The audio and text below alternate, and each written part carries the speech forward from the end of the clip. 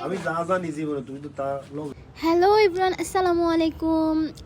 সবাই কেমন আছেন? আই হোপ আপনারা সবাই ভালো আছেন। আমিও আলহামদুলিল্লাহ অনেক ভালো আছি।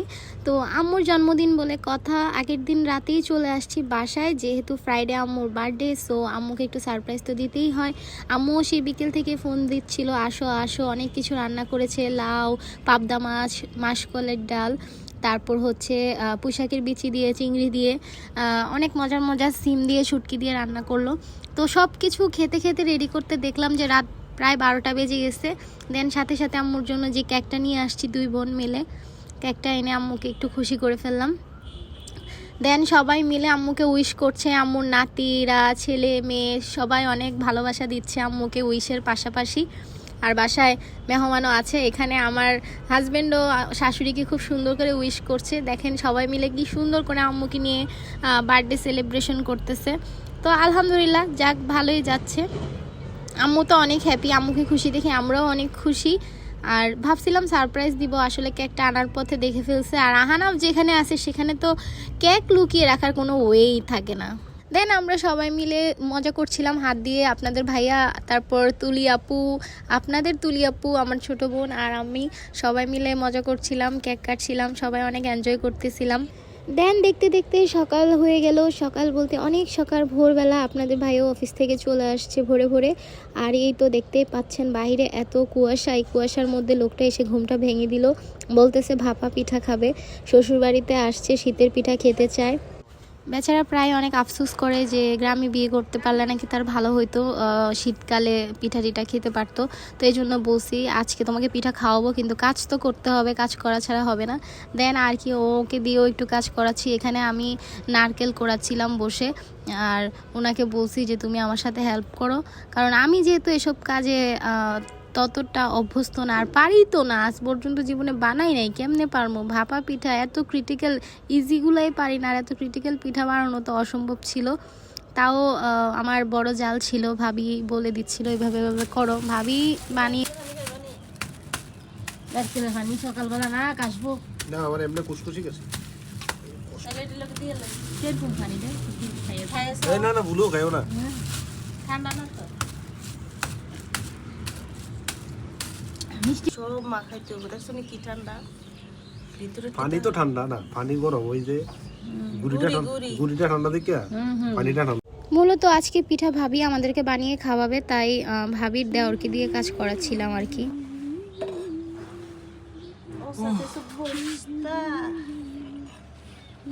আর খাইবেন নি পিঠা? দেন হচ্ছে আমার নারকেল কোড়ানোর অবস্থা দেখে ভাবি বলতেছে যে না, তোমাকে দিয়ে কিচ্ছু হবে না, সরো তুমি উঠে যাও, আমি তাড়াতাড়ি কাজটা সেরে ফেলি, যেহেতু সবাই উঠে গেছে, সবার খিদা লেগে গেছে। আর এখানে আম্মু আমাদের জন্য চা নিয়ে আসছে, ওনার মেয়ের জামাইয়ের অনেক খিদা লেগে গেছে, তাই বলতেছে যে হ্যাঁ আমার বড় ছেলেটার এত খিদা লাগছে, তোমাদের পিঠা হইতে হইতে আমি তাকে একটু চা বানিয়ে দিই। দেন চা পাউরুটি নিয়ে আসছে। আর এখানে মোটামুটি সব কিছু রেডি হয়ে গেছে, পাতিলও রেডি ভাপা পিঠার জন্য। ভাবি আর আমি মিলে যেহেতু বাসায় ভাপা পিঠা তৈরি করার মতো ওরকম কিছুই ছিল না, আমরা সিস্টেমে সব কিছু করে ফেলছি আগেই। আর এখানে দেখেন মাশাল্লাহ আগুনও কি সুন্দর করে ধরে গেছে। আর চুলাটা এর আগের ভিডিওতে অনেকেই দেখছেন, চুলাটাকে খুব সুন্দর করে মেরামত করার চেষ্টা করছি, কিন্তু আনফর্চুনেটলি চুলাটা এমনভাবে ভেঙে ফেলছে আহানাফ। এখন আমরা কোনো রকম এটাকে জোড়া দিয়ে কাজ করতেছি, ইনশাল্লাহ আমি একটা চুলা কিনে নিয়ে আসবো এবার।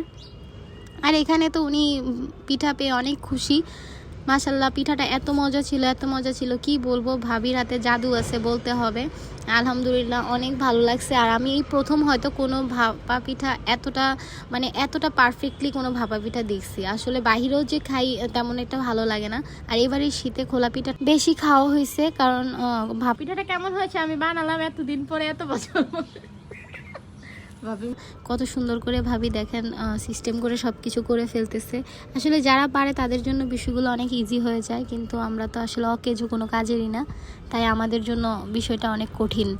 আর এখানে এই তো ওনারা সবাই চলে আসছে পিঠা খাওয়ার জন্য, আজকে পিঠা উৎসব চলতেছে এখানে, আর সবাই খুব মজা করে পিঠা খাচ্ছে।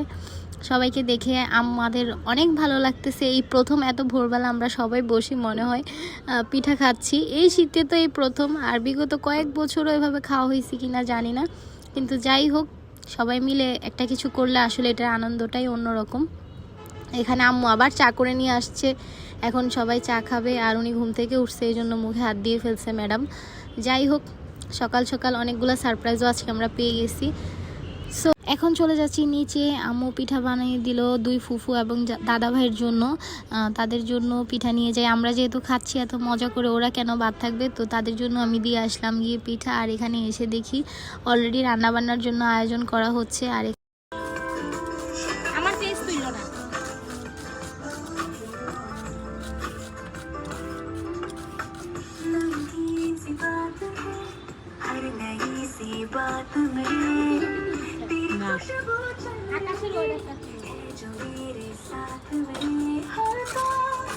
আমাদের কাজ করেই যাচ্ছি, আর এরই মধ্যে দেখলাম মাথার উপর সূর্য দেখা দিল। কি শান্তি! এখন তো এই শীতের সকালে মিষ্টি রোদে ভালোই লাগবে। তার মধ্যে আম্মু গরুর মাংস রেডি করে সব কিছু করে ম্যারিনেট করে নিয়ে আসছে। এখন মাংসটাও বসায় দিব, আর এখান দিয়ে কাজ চলবে সবাই। সো গাইজ, এত কাজের পর রান্নাবান্না কি হলো সেটাই আপনাদের সাথে আজকে দেখাবো। তো আজকের এই আম্মুর বিশেষ দিনে আজকে রান্নাবান্না হচ্ছে কাবাব, শুটকি ভুনা, তারপর ছিল গরুর মাংস, মুরগির রোস্ট, এবং তার সাথে ছিল পোলাও, সালাদ, টমেটোর টক। তো আলহামদুলিল্লাহ আজকে অনেক ভালো ভালো খাবার ছিল। আর এখানে রাতুল এবং তার বেস্ট ফ্রেন্ড ফরএভারও চলে আসছে।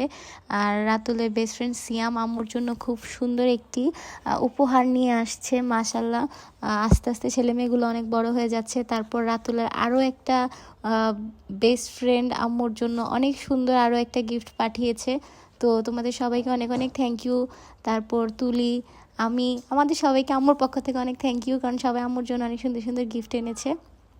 যাই হোক, এখানে সবাইকে খাবার দাবার দেওয়া হয়ে গেছে, সবাই খাচ্ছে খুব মজা করে।